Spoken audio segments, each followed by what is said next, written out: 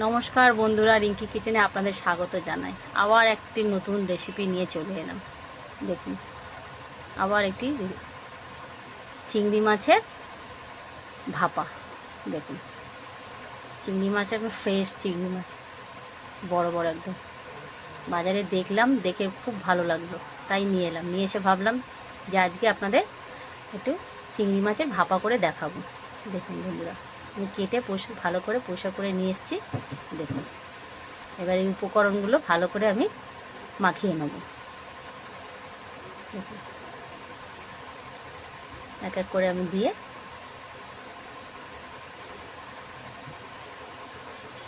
চিংড়ি মাছগুলো দিয়ে দিয়েছি। এবার আমি কুচনো পেঁয়াজগুলো দিয়ে দেবো।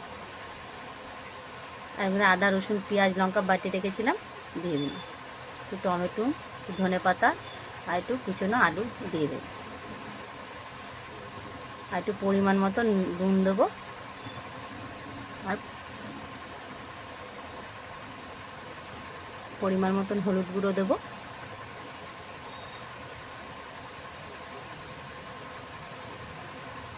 আর কাঁচা তেল দিয়ে দেবো, সরষের তেল। এবার চলুন ভালো করে মেখে নেব। ভালো করে মেখে নিয়েছি। দেখুন কি সুন্দর লাগছে, দেখুন বন্ধুরা। আমার মাখা হয়ে গেছে। এবার আমি একটু রেখে দেবো। একটু রেখে দেওয়ার পর দেখুন কি সুন্দর হয়েছে। এবার আমি টিফিন কারির মধ্যে ভালো করে সাজিয়ে নেব।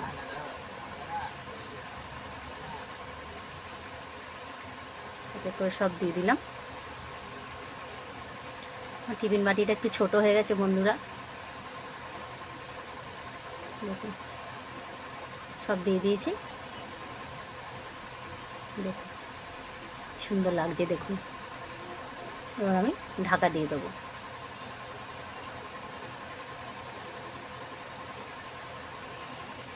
এবার আমি কড়াইটা বসিয়ে দেবো। কড়াইয়ের মধ্যে ভাপাতে দেবো। গ্যাসটা জ্বালিয়ে দেবো।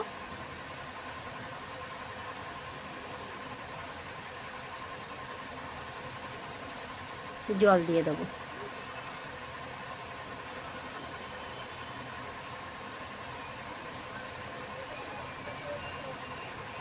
এবার স্ট্যান্ডটা বসিয়ে দেবো। স্ট্যান্ডটা একটু উঁচু হয়ে গেছে, আর একটু জল দিয়ে দেবো।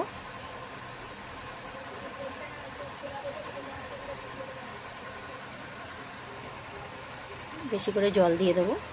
স্ট্যান্ডটা কড়াইতে অনেকটা উঁচু লাগছে, তো এই জন্য একটু জলটা বেশি দিতে। এবার আমি টিফিন বাটিটা বসিয়ে দেবো।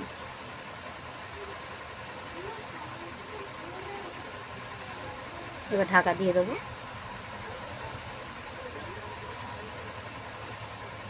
তো হতে থাকুক বন্ধুরা। আমার কড়াইটার মধ্যে আমার হচ্ছিল না, তাই আমি গামলা বাটিতে বসিয়েছি।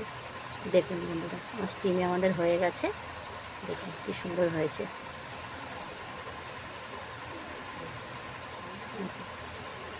এবার আমি নামিয়ে নেব।